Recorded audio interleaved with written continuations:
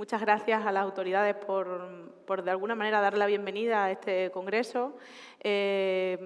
Autoridades, presidente nacional, presidente autonómico, presidente provincial y obviamente a vosotros que sois los protagonistas, ¿no? Aquí sois los protagonistas, pacientes y familiares. Bueno, yo soy Anabel Bustamante, psicooncóloga de la Asociación Española contra el Cáncer, y una de las partes principales desde que yo entré en la asociación es, llevo a cabo tareas de prevención, ¿vale? Entonces, en este caso sí que voy a reiterar mucho lo que ha comentado el presidente nacional y ha terminado la presidenta de la Junta de Extremadura con respecto a los hábitos de vida saludables, ¿no? Sí que quiero simplemente enfatizar ciertos mensajes, que es que hasta el 40% de los casos de cáncer se pueden prevenir adoptando hábitos de vida saludables, ¿no? Adoptando hábitos de vida saludables, ¿qué son? Bueno, pues llevar a cabo una alimentación variada, equilibrada, realizar actividad física y, fundamental, el tema del tabaco, ¿no? Que ya comentaba, tan importante, y no solamente tabaco, sino nuevos dispositivos. Entonces, para ello tenemos aquí, primero, antes de nada, José Carlos, muchísimas gracias por conectarte, de verdad, te lo agradecemos todos enormemente por hacer este esfuerzo. Buenos días a todos. Es para mí un placer estar, al menos desde esta visión. Ha ocurrido un problemilla familiar de última hora que me impide estar ahí con vosotros desde el punto de vista físico, pero no podía inexcusar por los pacientes y familiares poder disponer y compartir con vosotros un ratito para poder aprender entre todos. Te lo agradecemos igual, José Carlos. Sabemos que has hecho un gran esfuerzo y eso es de... Creo que necesito un aplauso, ¿no? Que has hecho un gran esfuerzo. Muchas gracias. Bueno, antes de nada, antes de meternos lo que es en la dinámica de la mesa, sí que quería resaltar e invitar de nuevo, sí que lo ha quedado muy claro la presidenta y el presidente nacional, invitar a los programas de detección precoz, ¿vale? Son programas que de alguna manera, pues puede ser que en ciertos momentos puntuales pues nos dé cierto miedo, ¿no? de realizarnos ciertas pruebas, ya sea la mamografía o el test de sangre oculta si hablamos del colon, pero es verdad que si somos capaces de detectar el cáncer de manera precoz, los tratamientos serán menos agresivos y el pronóstico será mucho mayor. Entonces, simplemente enfatizo el mensaje que creo que han quedado bastante claro en este caso el presidente nacional y la presidenta de la Junta de Extremadura.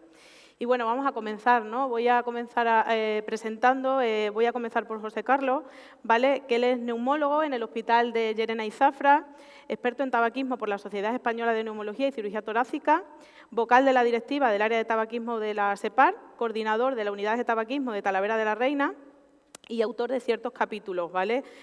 Son tratados de tabaquismo. Luego, por otro lado, tenemos a Pablo Arrufat Porras, responsable del programa de ejercicio físico oncológico de la Asociación Española contra el Cáncer en Badajoz. Él es graduado en Ciencias de las Actividades de Física y de Deporte y ha realizado, en este caso, máster de alto rendimiento deportivo y máster en Nutrición y Fisiología, y experto en ejercicio físico y cáncer. Y por último, tenemos aquí a Irene Cantarero Villanueva, fisioterapeuta, presidenta del grupo OncoAF y profesora catedrática de la universidad. Su especialidad es la fisioterapia oncológica. Ha participado en publicaciones científicas y es autora del 80% de estas publicaciones, ¿vale? Es autora también de 5 libros, específicamente, 5 capítulos de un libro y de un libro. También participa en proyectos y contratos de investigación. Y yo no quiero alargarme mucho más, aquí finaliza un poquito mi presentación y ellos, como digo, en este caso son los protagonistas, ¿vale? Y quería empezar por ti, José Carlos. ¿Consideras que fumar es realmente un factor de riesgo para el desarrollo del cáncer? Anabel, vamos a ver, el tabaco, ya lo ha comentado el presidente nacional, el tabaco en sí no lo consideramos como una enfermedad, pero es una enfermedad catalogada por el CIE-10, adictiva, crónica y recidivante. Y es la primera causa o factor de riesgo de causa de cáncer y de enfermedad prevenible y de muerte prevenible. Por lo tanto, desde este punto de vista, con estos 3 mensajes iniciales, damos la importancia y la relevancia que tiene el tabaquismo sobre el impacto al desarrollo del cáncer de forma muy relevante. Ya veremos luego y lo comentaremos adelante. Es fundamental la prevención primaria, es decir, que no se acceda al tabaco. Es fundamental la deshabituación tabáquica en edades tempranas, porque eso va a hacer que haya mucho menos riesgo de desarrollar cáncer y otras enfermedades respiratorias. Pero sí, efectivamente, es una enfermedad y un factor de riesgo muy importante, si no el primero, de desarrollo de cáncer. Por supuesto, José Carlos. Además, bueno, también hay una parte, una función que realizo en la asociación con respecto a tabaco, y sí que es verdad que yo hablo que es el enemigo silencioso, ¿no? Ese enemigo que está ahí, que de alguna manera nos atrapa, que nos provoca también una enfermedad, una adicción, y que es tan importante quitársela del medio. Bueno, Pablo, vamos contigo. ¿Qué papel tiene el ejercicio físico en la prevención del cáncer? Bueno, buenos días a todos y a todas, en primer lugar. Como ha dicho, soy el encargado del proyecto de ejercicio físico y cáncer, llevado aquí en la provincia de Badajoz. Y a colación de lo que ha comentado nuestro presidente Ramón, los casos de cáncer están yendo bastante en aumento, por lo tanto tenemos que tener todas nuestras armas presentes, principalmente para prevenirlo, porque a colación de lo que ha comentado Anabel, el 40% de los casos de cáncer podrían ser evitables. Y principalmente, si lo vemos desde un punto de vista fisiológico y desde el punto de vista del metabolismo, el ejercicio y el cáncer parecen incluso ser un espejo en ciertos momentos. Es decir, si tenemos en cuenta una teoría que se denomina el síndrome general de adaptación, que se desarrolló hace ya más de 70 años, esta teoría nos refleja que si nos sometemos a un pequeño estrés, nuestro organismo tiene la capacidad no solo de sobreponerse a ese estrés, sino de aumentar incluso su nivel para sobreponerse a un nuevo estímulo. Esto quiere decir, el cáncer y su microambiente es un ambiente en el que existe un metabolito que se llama lactato y también existe mucha hipoxia en esos tejidos, quiere decir, un déficit de oxígeno. Casualmente, estos dos factores que he comentado surgen con el ejercicio físico. Es decir, el ejercicio físico en sí genera lactato, el ejercicio en sí genera hipoxia en diferentes tejidos por la redistribución de sangre. Por lo tanto, existe un símil demasiado fuerte como para ser obviado y parece ser que el ejercicio nos prepara poco a poco para evitar esta enfermedad. Por lo tanto, creo que no solamente mejora nuestra calidad de vida, sino que nos previene de muchas enfermedades metabólicas y una de ellas es, por supuesto, el cáncer. Pues nada, me parece a mí que lo vamos a tener que poner todos a hacer ejercicio, ¿no? Según nos cuenta Pablo. Tenemos que ponernos a ello. Vale, Pablo, vamos a seguir un poquito contigo. Si nos ha quedado muy claro el beneficio que tiene el ejercicio físico, pero quería, si era posible, que me enumeraras de alguna manera los beneficios que tiene y los mínimos que tú, que en este caso recomiendas, como mínimos, o sea, lo que tú recomiendas como mínimos de actividad física diario o semanal. Realmente, más de lo que aconsejo yo, que para mí es mucho más de lo que aconseja, por ejemplo, la Organización Mundial de la Salud, pero bueno, vamos a dejar el listón bajito, sobre todo para no agobiaros. Y es que realmente lo que propone la Organización Mundial de la Salud, no sé si habéis hablado o si habéis escuchado alguna vez del número de pasos que tenemos que realizar al día, ¿cierto, verdad? Bueno, pues que simplemente con eso no basta. 8.000, 10.000 pasos es algo que tenemos que realizar de forma obligatoria. Totalmente obligatoria. Luego, además, podemos añadir, más que podemos, estamos obligados a añadir 2 días de fuerza a nivel semanal y también nos indica entre 70 y 150 minutos de actividad física vigorosa. Quiere decir, una actividad física en la que nuestra frecuencia cardíaca y nuestra frecuencia respiratoria sea bastante elevada. Por lo tanto, yo sé que muchos ahora mismo estaréis mirando y diréis, no cumplo con estos requisitos, pero también hay otra buena noticia, que es que nunca es tarde, ¿vale? Para empezar. Y siempre poneros en manos de algún profesional que os indique, que os individualice el ejercicio. Y atendiendo a los beneficios, como comentaba Anabel, del ejercicio físico, principalmente estimula el sistema inmunitario, evidentemente va a mejorar nuestra calidad de vida, va a disminuir nuestra fatiga y luego también siempre hemos hablado de la masa muscular y creo que obviamos el papel que tiene la masa muscular, incluso debemos otorgarle un papel de órgano endocrino porque así se lo merece. Es decir, si nos fijamos, incluso yo creo que este dato os va a sorprender un poco a todos, simplemente en ese proceso de regeneración, es decir, yo realizo ejercicio físico, pero ¿qué ocurre cuando me voy a casa y ese proceso de regeneración que tiene el cuerpo humano post-actividad física? Pues toda esa recuperación o esa regeneración, si lo comparamos entre una persona activa y una persona sedentaria, estamos hablando de una acumulación de grasa de más de 25 y 30 kilos. Simplemente en el proceso de regeneración, ya sin tener en cuenta, evidentemente, todo el consumo y el gasto energético que conlleva la actividad física per se durante el ejercicio. Por lo tanto, uno de los principales beneficios que tiene sería esa eliminación o esa poca acumulación de grasa que genera en el organismo, porque esa inactividad y ese sedentarismo es como un efecto mariposa o un efecto dominó. Una vez que movemos una tecla, se van moviendo las demás y llegamos a lo que se denomina o lo que yo denomino como una catástrofe metabólica, y se pueden desarrollar muchas enfermedades como el cáncer. Fenomenal. Pablo, pues un poco esa invitación que yo hago, ¿no?, tras tus explicaciones, terminaríamos de alguna manera un poco contigo esta parte, ¿no? ¿Todo el mundo puede realizar actividad física o en este caso ejercicio físico? ¿Habría algún tipo de adaptación a nivel de edad, a nivel de sexo? Sí, realmente podemos decir que prácticamente todo el mundo puede realizar actividad física y ejercicio físico. Es cierto que existen grupos poblacionales que va a tener que adaptarse el ejercicio, porque el ejercicio siempre partimos de un principio, que es el principio de individualización. Realmente, si no nos adaptamos a la persona, no estamos programando bien nuestro ejercicio físico. Luego, evidentemente, Irene creo que comentará un poco más detallado este aspecto, pero realmente siempre podéis realizar. Hay casos muy pequeños, muy ligeros, excepcionales, que no podrían realizar ejercicio físico. Pero si tenéis la adaptación, e incluso invito a que vengáis al taller, vais a ver cómo dentro del taller cualquier tipo de persona con cualquier tipo de patología puede realizar ejercicio físico siempre que se adapte a sus posibilidades, evidentemente. Si existe alguna lesión, una patología, evidentemente el primer paso siempre sería pasar por fisioterapia, como es nuestra experta Irene, y luego, evidentemente, una vez que estamos recuperados y podemos movernos con total soltura, pues evidentemente podemos realizar ejercicio físico y no existe ninguna contraindicación ni ningún otro aspecto a tener en cuenta, más allá de que os pongáis en manos de un profesional y que os adapte el ejercicio a vuestras posibilidades.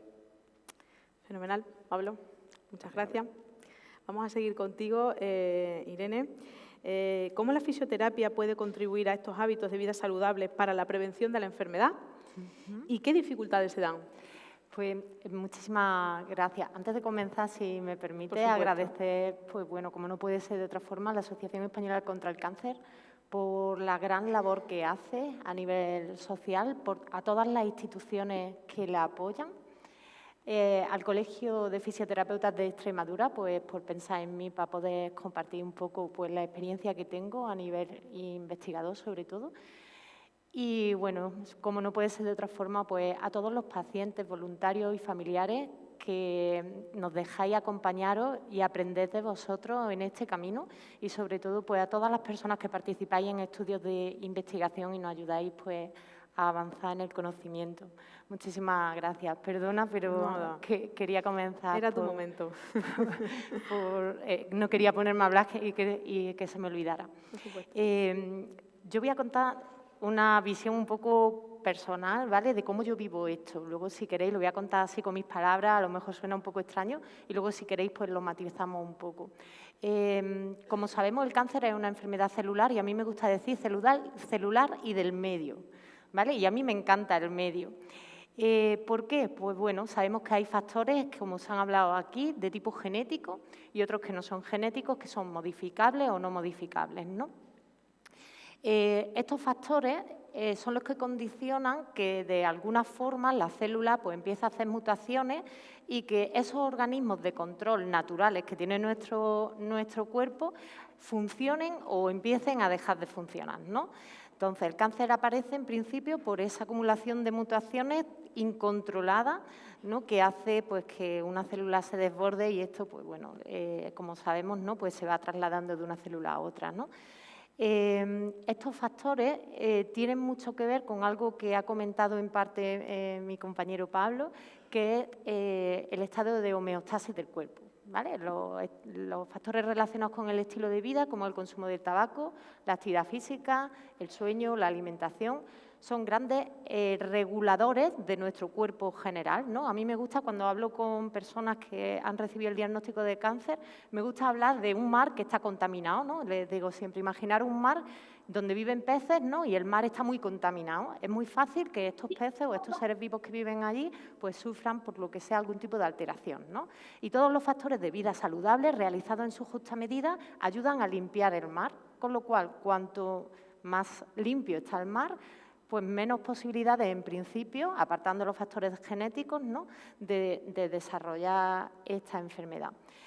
Considerando esto, yo creo que nosotros tenemos como una obligación social, cada uno de nosotros, primero intentando asimilar y adherirnos a estos factores de riesgo que ya están reconocidos con una alta evidencia científica, y luego pues contribuyendo de alguna forma a los factores no modificables. Por ejemplo, se habla mucho de la contaminación, ¿no? Pero luego cogemos todos los costes. Se habla mucho del ejercicio, pero luego tenemos que estar allí para que no quiten horas de ejercicio en los colegios, ¿no?, a nuestros niños. O, por ejemplo, se habla del tabaco, pero luego vemos que hay gente que sigue fumando en espacios que a lo mejor pues no es del todo adecuado fumar. Y como fisioterapeutas, contestando un poco a tu pregunta, yo creo que los fisioterapeutas tenemos una figura idónea, sobre todo para detectar estos factores de riesgo.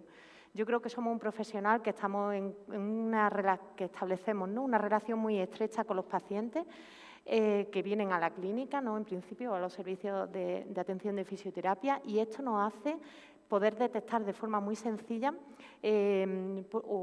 factores de riesgo relacionados con la aparición del cáncer, ¿no?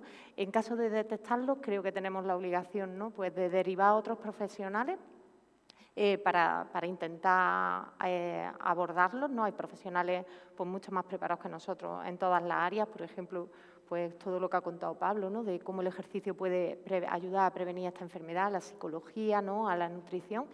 Y luego, pues bueno, aparte de detectar, animar a la participación en programas de cribado, realizar educación sanitaria y luego pues promocionar pues tanto la actividad física como el ejercicio físico regular, que es un poco pues nuestra área más físico-funcional, desde la que trabajamos. Me preguntabas también por los peligros, ¿no? Sí. Yo, en cuanto a estilos de vida, estoy realmente preocupada porque creo que ahora mismo se da una circunstancia bastante curiosa, y es que hay muchísima información, pero esta información a veces de calidad un poco cuestionable. Es fácil acceder a ella, pero es un poco más complejo extraer cuál de ellas es realmente de calidad, sólida. Y luego me preocupa que, a pesar de la gran información que tenemos, la adherencia a estos hábitos saludables de vida es bastante baja. Entonces, después de estos años de experiencia, yo creo que son recursos que tenemos disponibles, son sencillos, pero por lo que sea no nos los tomamos demasiado en serio. Y creo pues que tenemos esa obligación, primero personal y luego profesional, ¿no?, de establecer pues programas que realmente favorezcan la adherencia a estos estilos de vida saludables. por supuesto. Irene, totalmente de acuerdo, ¿no?, con todo esto. Es verdad que el estilo de vida general que llevamos a veces no nos ayuda, ¿no? Cuántas veces decimos, ¿no?, es que debemos hacer deporte, sabemos que tenemos que hacerlo, tenemos que cuidar nuestra alimentación, tenemos que dejar de fumar, ¿no?, todas estas, adoptar por estos hábitos de vida saludables, pero a veces es verdad que a veces personalmente, ¿no?, o el medio ambiente en el que nos movemos parece que no nos lo facilita, ¿no?, de alguna manera, ¿no? Tenemos que buscar ese balance. No podemos utilizarlo como excusa, pero tenemos que buscar ese balance, ¿no, Irene? Exacto. Muchas gracias. Volvemos contigo, José Carlos. Vamos a hacer un pequeño ápice a la aparición de la enfermedad, porque, bueno, comentando un poco lo que José Carlos quería traernos hoy, sí que es verdad que él creía que era importante que escucharais cómo trabaja él, ¿no?, una vez que aparece la enfermedad. ¿Cómo sería una persona que quiere dejar de fumar? ¿No? Porque aparece la enfermedad, pero así todo yo quiero quitarme de ese hábito de vida saludable, ya sea porque me lo haya generado directamente o no, pero sabemos, porque nos ha quedado claro que no nos ayuda, ¿vale? Entonces, un poco la pregunta sería, ¿cómo es el proceso de deshabituación tabáquica cuando le diagnostican el cáncer a una persona? Sí, Anabel, efectivamente. Vamos, yo creo que este es un momento crítico y clave en la historia natural del paciente que fuma y que tiene cáncer. Hemos hablado que es probablemente el primer factor de riesgo de desarrollar neoplasias o cánceres. Tiene casi 70 sustancias, lo que es el cigarrillo convencional. Luego hablaremos de otras formas de consumo de tabaco. Quería remarcar, y lo he dicho antes en la introducción, que la deshabituación o la cesación del tabaco de forma precoz reduce de forma muy importante o casi prácticamente anula, por debajo de 35 o 40 años, la deshabituación del tabaco, el desarrollo de un cáncer. Eso no quiere decir que no sea fructuoso y beneficioso la cesación de dejar de fumar posterior a esa edad. Bajo ese punto de partida, efectivamente, una vez que se desarrolla o se diagnostica a un paciente un tumor o un cáncer y está en situación de tabaquismo activo, es muy importante ese momento, dado el condicionante de ansiedad en el que se pueda manejar el paciente, el familiar, que puede llegar en algunos momentos a consumir como refuerzo negativo, que llamamos nosotros, por ansiedad. Entonces, ese momento es crítico, establecer y hacer un abordaje global, que llamamos nosotros, multicomponente para que me entienda el foro. Eso quiere decir que podamos poner al paciente todos los medios y todas las necesidades que tenemos de ayuda para poder iniciar el proceso de cesación de tabaco. Ese momento es muy crítico desde el punto de vista, como comentaba anteriormente, de ansiedad. Por lo tanto, tenemos que manejar de forma muy importante desde el punto de vista de apoyo cognitivo-conductual, que llamamos nosotros, o apoyo psicológico, para establecer unas reglas a la hora de poder establecer un día, una fecha y un programa de cesación de tabaco con altas probabilidades de éxito. Y acompañada a hoy en día tenemos tratamientos farmacológicos financiados que pueden ayudar a ese momento. Y ese momento, yo cuando hablé con Anabel a la hora de plantear la mesa, lo determiné como muy importante y porque durante ese momento de diagnóstico, luego posteriormente, con respecto a las propuestas de tratamiento en función de la situación de diagnóstico y el estadiaje en el que se encuentra el paciente, va a tener ese tabaco activo, si sigue y persigue fumando el paciente, un impacto negativo sobre la eficacia de los tratamientos o quirúrgicos o tratamientos de inmunoterapia o quimioterapia o radioterapia. Por lo tanto, Anabel, me encantó que introdujeses este punto a ese aspecto. Nosotros inicialmente, cuando se diagnostica al paciente, pues evidentemente ponemos en marcha todas las bases y todas las normas de funcionamiento que podamos tener para poder ayudar al paciente.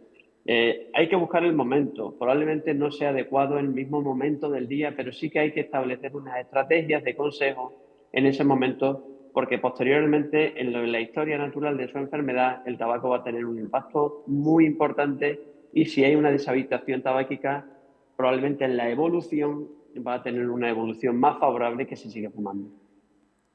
Fenomenal, José Carlos, muchas gracias. Nosotros desde la Asociación Española contra el Cáncer llevamos a cabo cursos para dejar de fumar, de deshabituación tabáquica.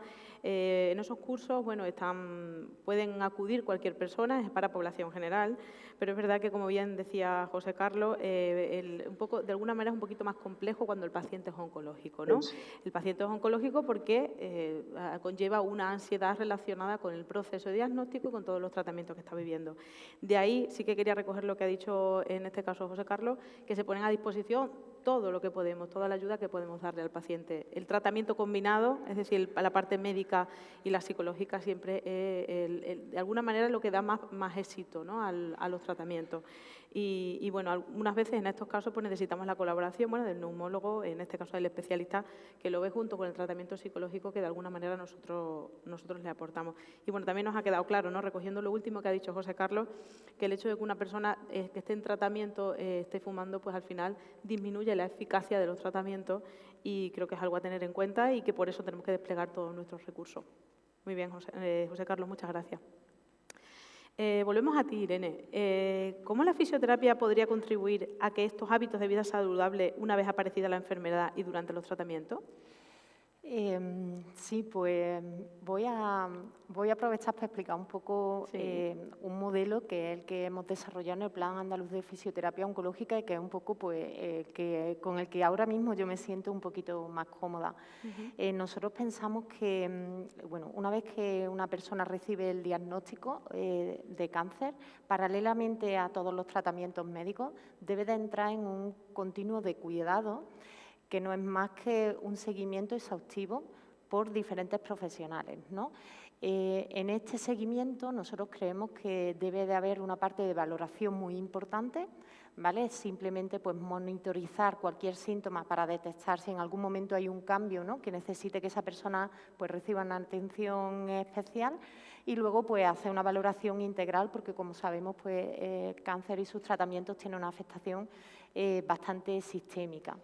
Una vez realizada esta valoración, que debe realizarse pues, periódicamente a lo largo de toda la etapa, desde el diagnóstico, nosotros creemos que bueno, hasta los últimos días de vida del paciente, ¿no?, independientemente del camino que tengan, se deben de poner en marcha como intervenciones con dos ramas, ¿no? Una de ellas dirigida a toda la parte de esta salud sistémica o de limpieza del mar que comenté anteriormente, que para mí tienen tres pilares básicos. Uno es toda la parte físico-funcional, otra es toda la parte psicológica y otra es la parte nutricional, ¿no? Que son pues, estrategias que ayudan al mantenimiento de una homeostasis saludable.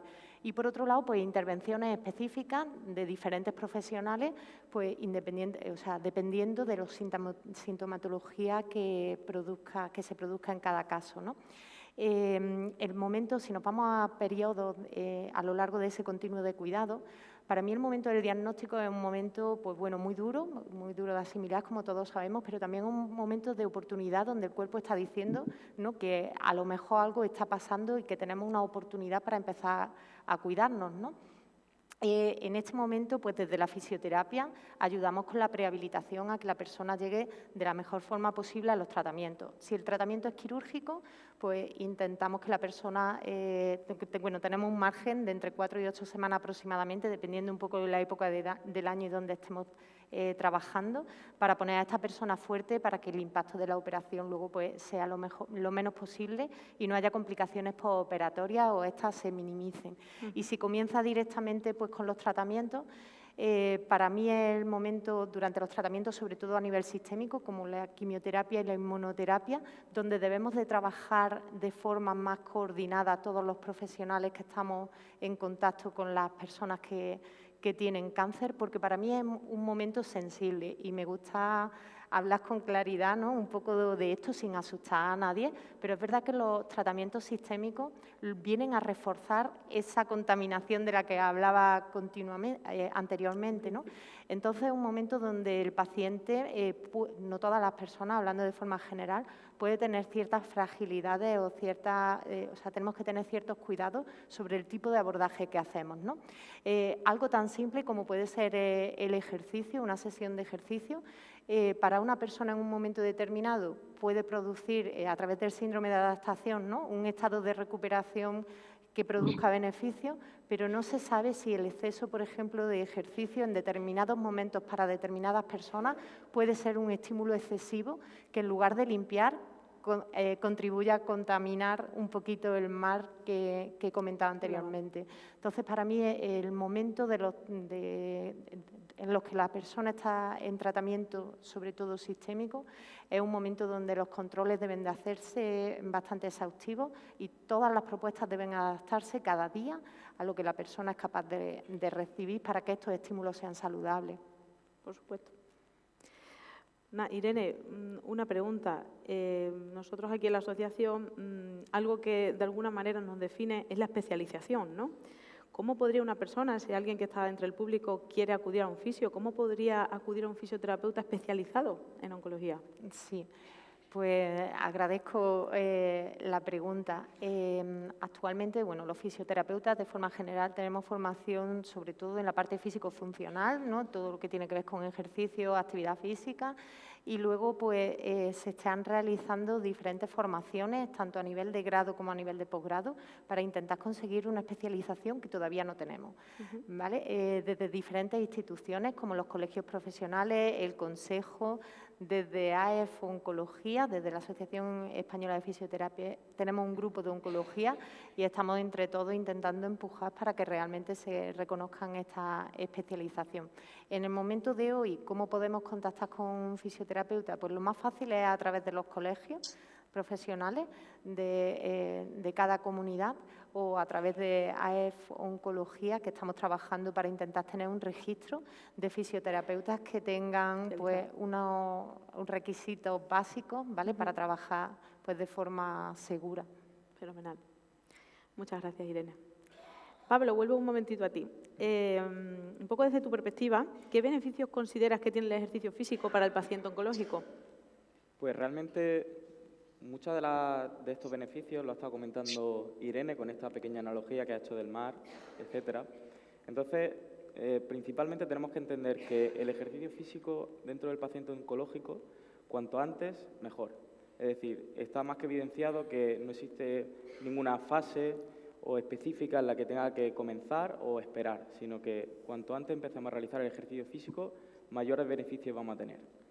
En esa fase de prehabilitación que comentaba mi compañera Irene, es muy importante porque una vez que nos sometemos a la cirugía, aquellas pacientes que tienen unos niveles de condición física más elevados, que tienen una mayor funcionalidad muscular, que tienen un volumen de oxígeno máximo más elevado, que quiere decir, tengo la capacidad no solo de captar el oxígeno, sino de transportarlo a los diferentes tejidos de mi organismo.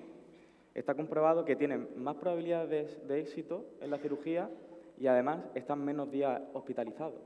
Por lo tanto, una vez que he sido diagnosticado de cáncer, ¿puedo empezar a hacer ejercicio?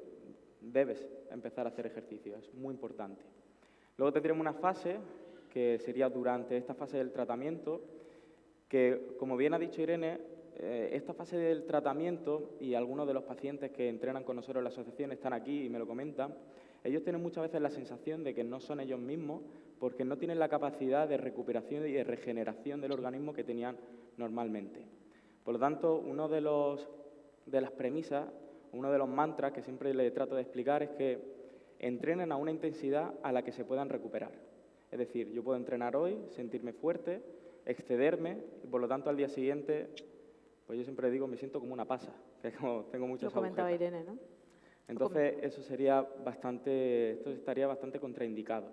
Por lo tanto, este sería un mantra muy importante a tener en cuenta porque en una dosis adecuada, y me gusta recalcar dosis adecuada, el ejercicio físico va a permitir mejorar el efecto de la quimioterapia. Está más que demostrado, sobre todo en la inmunoterapia y en los diferentes tratamientos, así como que mejora la biología vascular del propio tumor. Por lo tanto, durante el tratamiento también sería muy importante, pero con una dosis totalmente adecuada. Y evidentemente, una vez que termine el tratamiento, eso es un hábito que tenemos que incorporar dentro de nuestra vida, dentro de nuestro día a día, y con esas recomendaciones diarias que hemos comentado, de 2-3 días a la semana, ejercicio de fuerza, esos 8.000, 10.000 pasos, esa actividad vigorosa entre 70 y 150 minutos semanales. Y más que imponerlo como obligación, me gustaría que si muchos de vosotros o vosotras no lo estáis incorporando en vuestro día a día, probarlo, porque, muy bien lo sabes tú, Anabel, que ya no solamente a nivel físico, sino a nivel psicológico... Esa dopamina, ¿no? Esa dopamina que segrega, exactamente, Sí. y esos neurotransmisores que genera el ejercicio, sobre todo post-ejercicio, pues os animo a que lo probéis porque realmente merece la pena y espero que, si hay un mensaje claro que me gustaría transmitiros, es que lo incorporéis en vuestro día a día y que os vayáis aquí con la sensación de, vale, me tengo que poner las pilas. Así que... Eso nos ha quedado claro, creo, ¿no? Bueno, ya vamos un poquito mal de tiempo, pero sí que no quería cerrar esta mesa con una aportación muy importante que nos va a dar José Carlos con respecto al, además lo ha comentado Ramón antes, ¿no? Los nuevos dispositivos para fumar. Creo que a nosotros, como Asociación Española contra el Cáncer, nos preocupa muchísimo, porque vemos que, como bien comentaban antes, pues quien acceden, y además no solamente quien acceden, sino toda ese marketing, toda esa publicidad está completamente enfocado a personas jóvenes, incluso no solamente a jóvenes, sino también a niños. Entonces, creo que es de mayor preocupación y creo que, bueno, una pequeña intervención por parte de José Carlos creo que es importante, ¿no? Los vapers, supuestamente, según dice, ¿no?, emiten vapor. Si es vapor, ¿serán dañinos para la salud? Sí, efectivamente yo creo que este es un tema muy importante, ¿eh? Sobre todo, bueno, ya lo ha comentado el presidente nacional, sobre el porcentaje de consumo de gente joven, adolescentes, de estos dispositivos. Estos dispositivos se han ido incorporando en los últimos años, cigarrillo electrónico, productos calentados, como estamos hablando, ¿no? Evidentemente emite vapor, unos tienen nicotina, otros no. Nosotros, como neumólogos, a ver, evidentemente tenemos poco recorrido con respecto a la evidencia que tenemos de estos dispositivos. Sabemos las sustancias que tienen, algunas muy similares al tabaco convencional. Por lo tanto, a partir de ahí podemos establecer un símil con respecto a factores de riesgo y desarrollo de enfermedad. Nosotros, como enfermedad respiratoria crónica, ya estamos viendo patologías de la vía aérea, patologías pulmonares asociadas a consumo de cigarrillo electrónico y de vapeo. Inflamación pulmonar, neumonitis, neumonías de repetición y probablemente en el futuro, todavía no tenemos una evidencia marcada por ese corto recorrido en la evidencia que tenemos, pues encontraremos algo desde el punto de vista de atipia celular y alteraciones celulares y desarrollo de otro tipo de patologías, ¿no? Con respecto al cigarrillo electrónico, ya hay algún estudio que está determinando algo. A ver, yo esto lo veo como la puerta de entrada al consumo de inicio de consumo en gente joven y posteriormente a un consumo de cigarrillo convencional, evidentemente.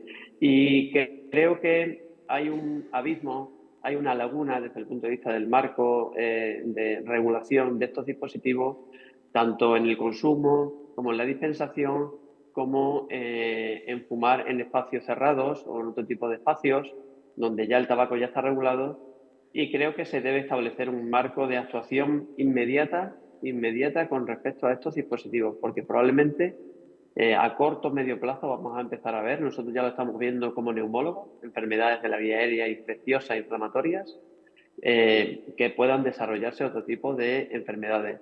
Y sobre todo tenemos que evitar, ¿no?, que la gente joven, que los niños puedan acceder a estos dispositivos. Ellos no tienen sensación de peligro. Como digo yo, la persona joven no tiene sensación de peligro inminente, de desarrollo de enfermedad, pero lo he comentado, es la puerta de entrada a consumo de cigarrillo convencional y otro tipo de consumo, porque también se asocia al consumo de tabaco, ya lo hemos hablado en la introducción, otros tipos de consumo, como puede ser la marihuana, el alcohol, etcétera, etcétera. Por lo tanto, yo creo que debemos establecer una actuación importante e inminente con respecto a la regulación de estos dispositivos. Por supuesto. Nos queda claro la alerta sobre estos nuevos dispositivos. Sí que recojo por parte de José Carlos la prohibición inminente, ¿no?, de estos dispositivos, porque el cigarrillo lo tenemos claro tradicional, pero estos dispositivos que aún en muchos ambientes están permitidos. Y ya no digamos, hablemos de las cachimbas, porque tendríamos que quedarnos un ratito más hablando aquí, ¿vale? Bueno, por mi parte, muchas gracias, José Carlos, de nuevo, por hacer el gran esfuerzo. Muchas gracias, Irene, porque sé que también ha sido un gran esfuerzo. Y Pablo, que aunque sé que estás por aquí, también, bueno, gracias por vuestra colaboración. Y bueno, ahora sí, abrimos, si es posible, bueno, pues algún tiempo de preguntas. No sé si alguien tiene alguna pregunta que hacer. ¿Sí? No sé si el micrófono...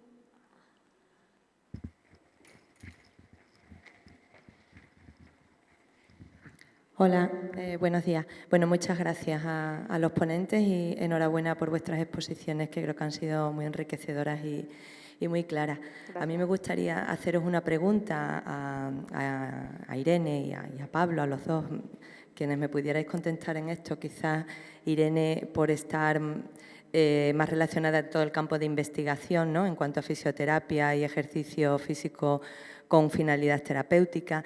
Yo pienso que el paciente con cáncer, cuando empieza sus tratamientos sistémicos, el tema del ejercicio le puede dar un poco de miedo, como tú has dicho, ¿no?, a la hora de decir, bueno, hasta qué punto esto es seguro o no es seguro, con la sintomatología que tengo, si tengo neuropatía, si tengo cardiotoxicidad, si tengo una serie de síntomas que me están preocupando, hasta qué punto hago, qué no hago. Entonces, en este sentido, preguntaros, en el campo de la investigación, ¿tenéis ya establecido algunos indicadores de seguridad a la hora de decir, a ver, este paciente está suficientemente estable, su evolución es buena, no tiene complicaciones, puede pasar sin riesgo a hacer ejercicio con profesionales del ámbito deportivo, o es mejor que todavía se quede más controlado en el ámbito sanitario, en este caso por fisioterapeutas? No sé si esos indicadores existen o están claros para dar seguridad al paciente, porque muchas veces el paciente lo que nos demanda es eso: ¿qué hago? ¿Con quién lo hago? ¿Dónde lo hago? ¿Esto es seguro? ¿Me va a perjudicar? ¿Me va a beneficiar?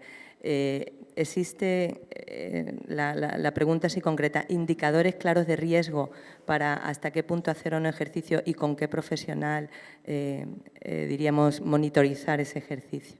Muchas gracias. Sí, muchas gracias. Pues muchísimas gracias por la pregunta.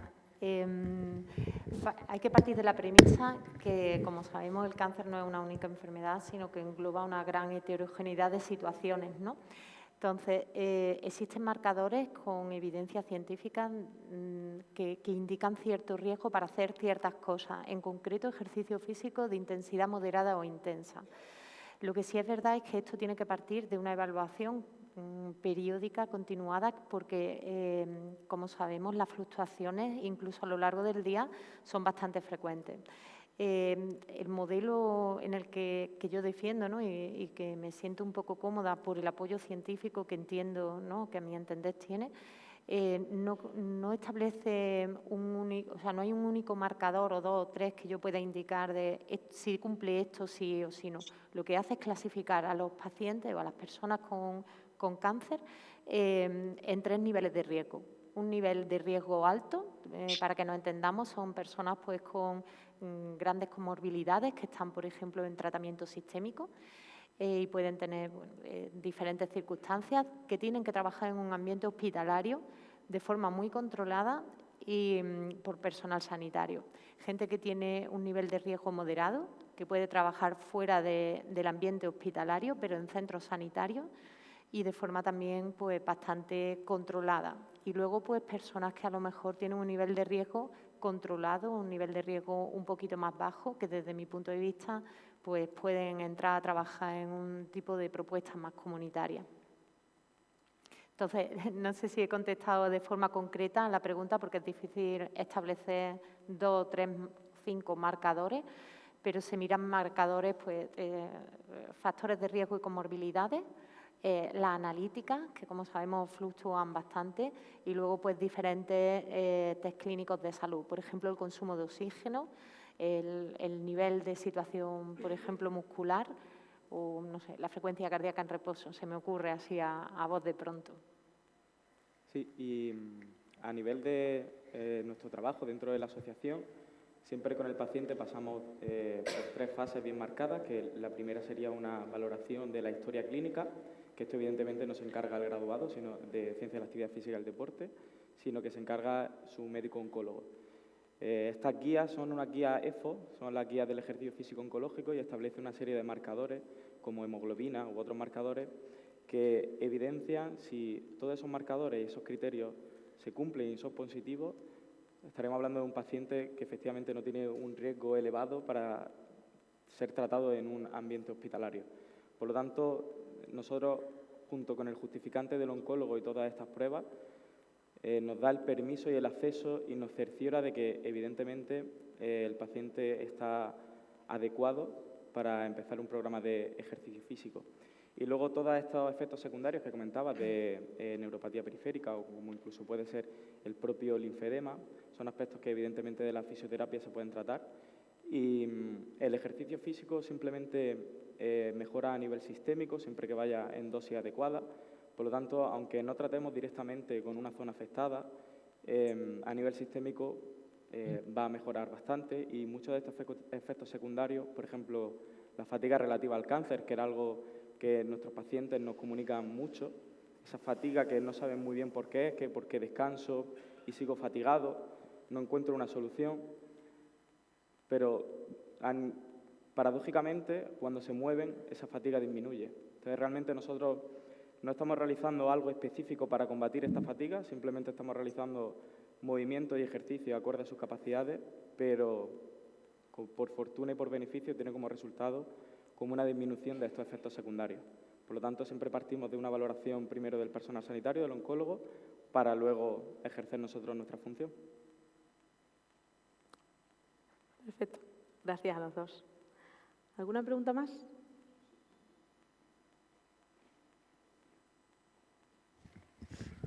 A ver, yo, buenos días. Soy Pedro Pastor, presidente provincial de la Asociación Española contra el Cáncer en Cáceres.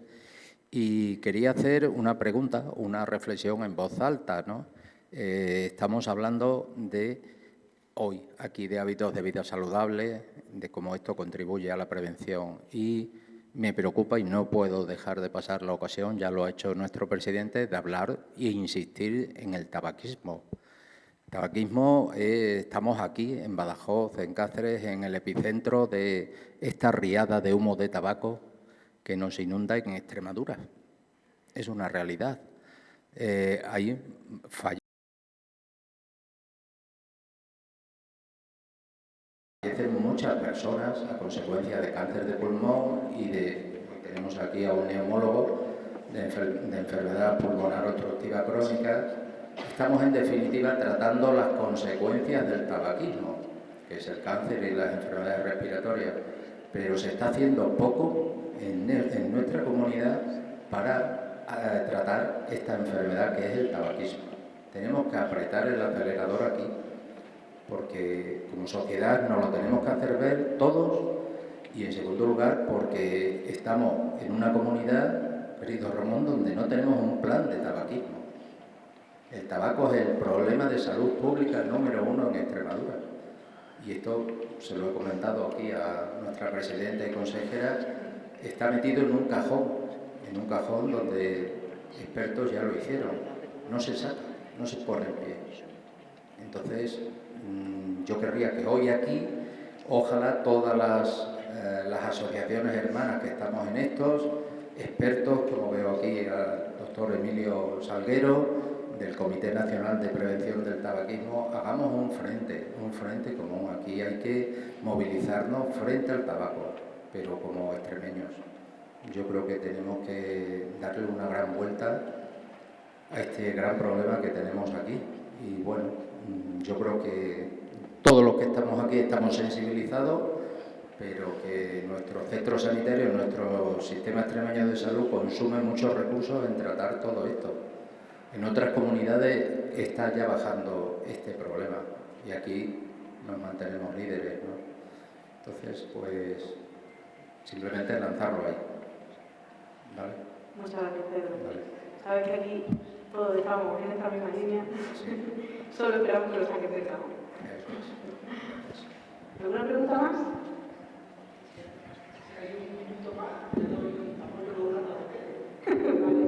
Si me permiten, Mira, soy Emilio Salguero, el que ha hecho referencia. Bueno, lo primero que os quiero animar a todos es que no esperéis a tener un cáncer para cuidaros. Cuidéis antes para no desarrollarlo. Que la actividad física previene el cáncer, vamos, un montón, y no solo previene la aparición del primer cáncer, sino de la recidiva después del diagnóstico. En fin, eso, las cifras son... Escuchad, me he metido en la página del Instituto Nacional de Estadística y me he metido en las prevalencias de cáncer de España en los últimos 13 años. Las últimas que hay son del 2022. En el 2009 había el 26,2% de los mayores de 16 años fumaban a diario en España. En Extremadura el 26,3%, es decir, que prácticamente igual que la media. Había varias comunidades que lo superaban, 28 y pico, 29 y pico, Navarra, Comunidad Valenciana y demás. Vamos a 13 años después, 2022, solo 13 años. La media de prevalencia, es decir, proporción de personas mayores, era solo del 17% en España. En Extremadura, 20,3%. Es decir, hemos pasado de estar prácticamente a nivel de la media de España a estar 3 puntos y pico. Pero, ¿cuál es la razón? Lo digo aquí claramente, aunque se haya ido ya María Guardiola, Sara y demás. La pasividad casi delictiva de la Junta de Extremadura frente a este problema. Os voy a poner un ejemplo muy sencillo. Navarra, una comunidad, tenía en el 2009 28,3, exactamente 2 puntos por encima de España. ¿Qué hicieron? Empezaron a financiar los fármacos para ayudar a dejar de fumar, no solo cuando el gobierno central lo dijo, sino 3 años antes. Y además incluyeron la terapia sustitutiva de nicotina, que eso no está financiado todavía. ¿Qué ocurre? Que han pasado del 28,3 al 14,7. Del 28 al 14, en 13 años han disminuido a la mitad la gente que fuma en Navarra. ¿Por qué? Porque han hecho cosas. Igual ha sido Murcia, la Comunidad Valenciana, pero aquí no se hace nada. Ha hablado Pedro, aquí se han elaborado, y yo he colaborado con ellos, 3 planes de tabaquismo para actuar. Hay planes para la diabetes, para las enfermedades cardiovasculares, hay planes para casi todo. Para el problema de salud que tenemos los extremeños no hay plan. ¿Y por qué han surgido esos planes? Porque ha sido a instancia de la Dirección General de Salud Pública, que depende de la Consejería, es decir, ha surgido de profesionales que están trabajando en la Junta de Extremadura y que saben de este problema. Ha llegado el plan al Consejo de Gobierno, y el Consejo de Gobierno los ha vetado. ¿Sabéis quién está tirando de la cuerda detrás de nuestro gobierno? ¿Sabéis quién impide? ¿Os imagináis quién impide? ¿Lo sabéis? Pues vosotros, la Asociación Española contra el Cáncer, tenéis el deber ético, como lo tengo yo y como lo tenemos todos, de decirle al gobierno, basta ya, que se siga produciendo el tabaco donde se tenga que producir, pero ayuda a las personas a que salgan de ese problema que tienen, que les va a matar, y sobre todo ayuda a esos niños y a esos adolescentes para que no se metan en el tabaco. Hemos intentado en varias ocasiones que haya unos módulos, unos créditos en la enseñanza de los niños y de los adolescentes para que ya lo hacen muchos maestros de forma voluntaria, pero no podemos esperar de la voluntad o de la sensibilidad de cada maestro, de que a los niños se les inculquen y se les prevea del riesgo que tienen los cigarrillos electrónicos y demás. Porque esa es, como ha dicho el compañero neumólogo, la puerta de entrada para luego el cigarrillo. Esto no es más que cambiar el negocio por parte de las industrias tabacaleras que tienen, para nuestro juicio, condicionado nuestro gobierno. Y lo quiero denunciar aquí, aunque sea a mí de las autoridades, pero para que lo sepáis, para que a medida de lo que podéis, que sepáis qué es lo que está pasando en Extremadura, que hay mucha gente que está sufriendo y muriendo por culpa de la inactividad y de la pasividad de las personas que hemos puesto ahí para que nos gobiernen.